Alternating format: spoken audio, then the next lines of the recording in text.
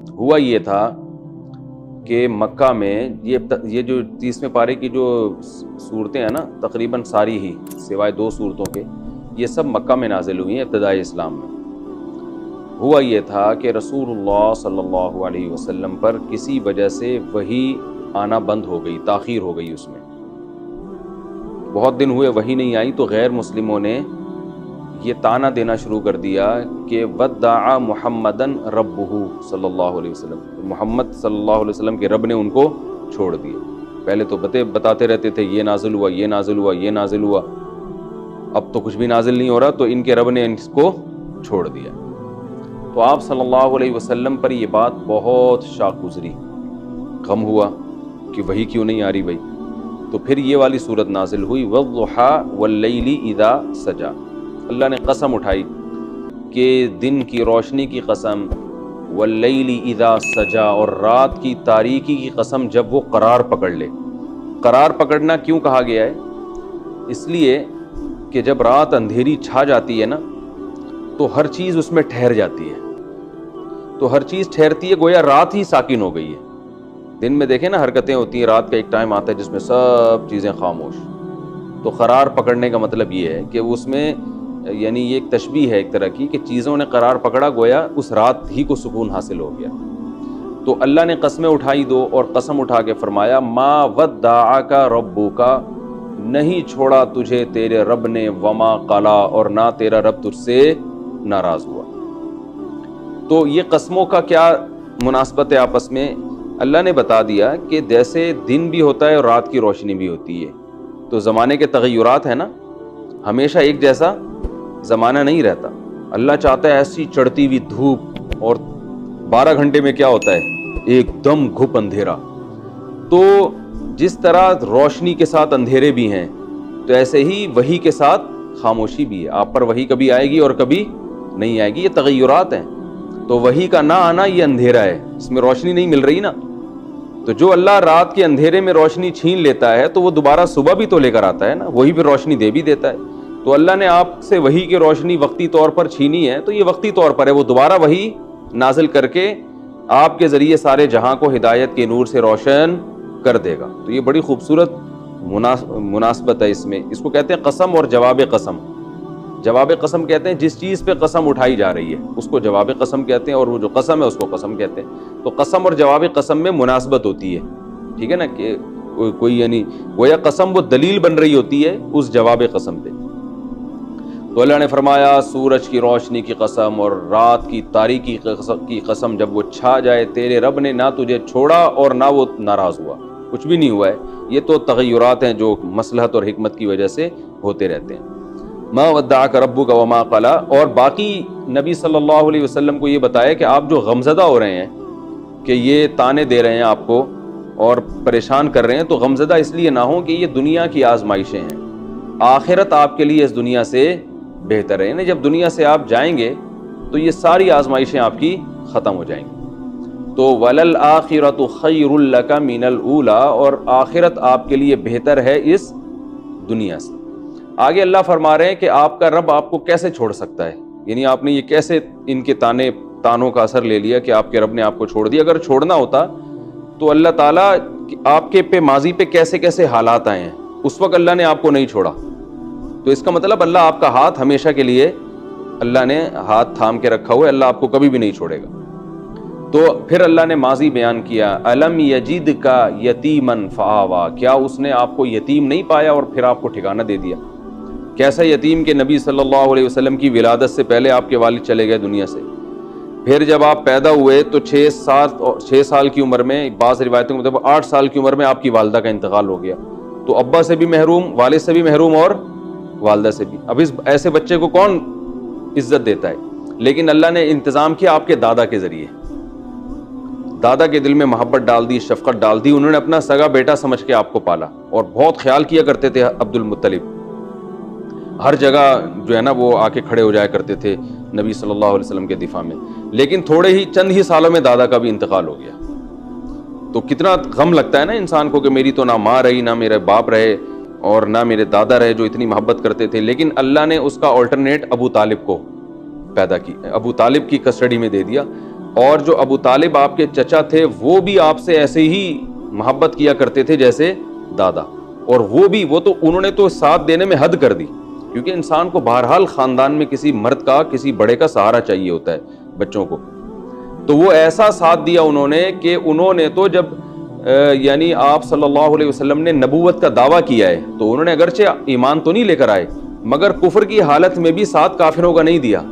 بلکہ ساتھ رسول اللہ صلی اللہ علیہ وسلم کے دیا۔ مشرکین مکہ نے جب بائیکاٹ کیا نا بنو ہاشم کا، 3 سال تک ناکہ بندی ہر طرح کی، اور شعب ابی طالب کی گھاٹی میں ان کو باؤنڈ کر دیا، محصور ہونا پڑا، تو اس گھاٹی میں 3 سال ابو طالب نے آپ کے ساتھ گزارے ہیں۔ حالانکہ ابو طالب نظریاتی طور پر مشرکین مکہ کے ساتھ تھے، لیکن اپنے یتیم بھتیجے کی اور آپ صلی اللہ علیہ وسلم کی محبت میں جو ہے نا مذہب سے متفق نہ ہونے کی باوجود ساتھ کس کا دے رہے ہیں؟ محمد صلی اللہ علیہ وسلم کا۔ اور بالآخر ایک دن تو آپ نے کہہ دیا نا کہ مجھ پر اتنا بوجھ نہ ڈالو جو میری طاقت سے زیادہ ہو۔ وہ بار بار آ کے، اور ابو طالب کی وجہ سے آپ صلی اللہ علیہ وسلم کو قتل ہونے سے بھی اللہ نے محفوظ رکھا ہے، ورنہ عرب تو قتل کر دیتے۔ ابو طالب کا ایک مقام تھا، ایک سرداری تھی، ایک روب تھا، تو وہ مشرکین مکہ یہ کہتے تھے کہ ہم ابو طالب کی وجہ سے نہیں قتل کرتے محمد صلی اللہ علیہ وسلم کو، لیکن آپ صلی اللہ علیہ وسلم جب بتوں کو کی وہ بیان کرتے اور اسلام کی تبلیغ میں مسلسل لگے رہے، تو بالآخر جو ہے نا وہ پورا وفد کی شکل میں ابو طالب کے پاس گئے مشرکین کے سردار، اور کہنے لگے کہ ہم آپ کی وجہ سے رعایت کر رہے ہیں لیکن ہمارے صبر کی بھی ایک انتہا ہے۔ تو پھر وہ ابو طالب نے نبی صلی اللہ علیہ وسلم کو بلایا اور کہا کہ اے میرے بھتیجے، مجھ پر اتنا بوجھ نہ ڈالو جو میری طاقت سے زیادہ ہو، یعنی میں تو تمہارا دفاع کر رہا ہوں لیکن جو ہے نا تم بھی لچک نہیں پیدا کر رہے اپنے دعوت میں، تم بھی دعوت دیے جا رہے ہو۔ تو اس موقع پر نبی صلی اللہ علیہ وسلم نے فرمایا اگر یہ میرے ایک ہاتھ پہ چاند اور ایک ہاتھ پہ سورج بھی رکھ دیں تو میں اپنی دعوت سے باز نہیں آؤں گا۔ اس کے بعد بھی ابو طالب نے کہا میں جب تک زندہ ہوں تمہارا ساتھ دوں گا۔ تو یہ ہے کہ الم یجد کا یتیما فآوا، اللہ فرماتے ہیں آپ یتیم تھے، ہم نے آپ کو ٹھکانہ دیا۔ وہ الگ بات ہے ابو طالب کی موت کفر پر ہوئی اور آپ صلی اللہ علیہ وسلم آخر وقت تک کوشش میں لگے رہے کہ یہ کلمہ پڑھ لیں، لیکن آپ کلمہ نہیں پڑھے، صحیح مسلم کی حدیث ہے، اور انہوں نے کہا کہ ایک دفعہ کلمہ پڑھ کے میری آنکھیں ٹھنڈی کر دیں تاکہ میں آخرت میں آپ کی سفارش کر سکوں، لیکن موت کے وقت عرب کے سردار موجود تھے، تو ابو طالب نے کہا کہ اگر میں نے اس وقت کلمہ پڑھ لیا تو یہ سردار تانا دیں گے کہ ابو طالب عرب کا سردار تھا اور ساری زندگی باپ دادا کے دین پہ رہا، موت کے وقت موت کے ڈر سے کلمہ پڑھا، یعنی پڑھنا تھا تو پہلے پڑھ لیتا میں، اب تو صرف موت کے ڈر سے ہی کلمہ ہوگا، تو میں یہ عار ذلت برداشت نہیں کر سکتا۔ اور اس کے الفاظ ہیں اخترت النار علی العار، میں جہنم کی آگ برداشت کر لوں گا لیکن آگ دنیا کی ذلت کے لوگ مجھے تانا دیں کہ ساری زندگی تو اسلام قبول نہیں کیا اور بس موت کے ڈر سے، یعنی اس کو وہ ایک طرح کی اپنے خیال میں منافقت سمجھ رہے تھے۔ تو اور اس پہ ایک شعر بھی ہے بڑا دلچسپ کہ میں وَلَقَدْ عَلِمْتُ بِأَنَّ دِينَ مُحَمَّدٍ مِّن خَيْرِ أَدْيَانِ الْبَرِيَّةِ كُلِّهَا، کہ مجھے یقین ہے اللہ کی قسم کہ محمد جو میرا بھتیجا ہے اس کا لایا ہوا دین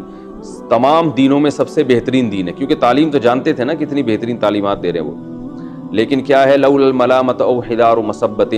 اگر ملامت اور یہ جو بعد میں برا بھلا کہنے کا خوف نہ ہوتا تو آج میں اپنے بھتیجے کی آنکھیں ٹھنڈی کر دیتا۔ اسی پہ قرآن مجید کی آیت نازل ہوئی کہ کیونکہ نبی صلی اللہ علیہ وسلم کو غم بہت زیادہ ہوا تھا آپ کے انتقال کا،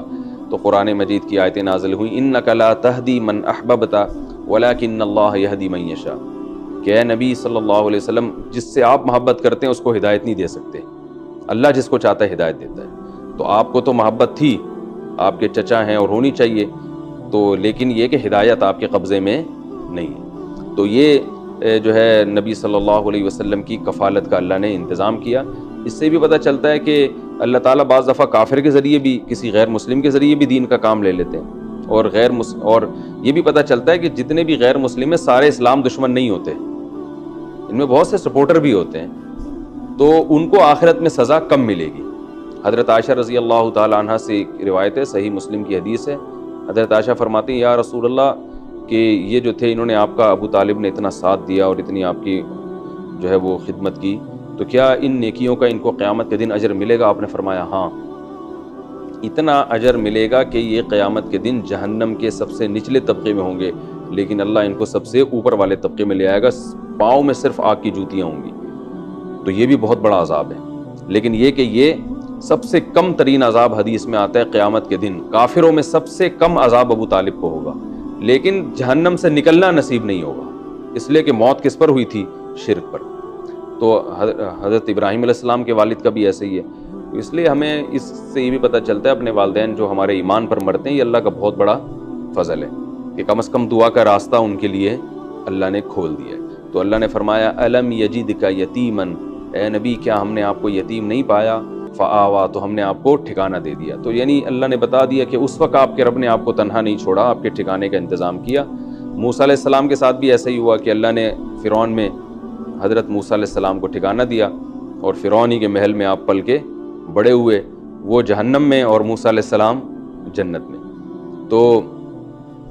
اللہ تعالیٰ کی یہ عادت ہے کس سے کیا کام لے لیں۔ تو الم یجدک یتیما فآوا، کیا آپ کو یتیم نہیں پایا اور اللہ نے آپ کو ٹھکانہ دے دیا۔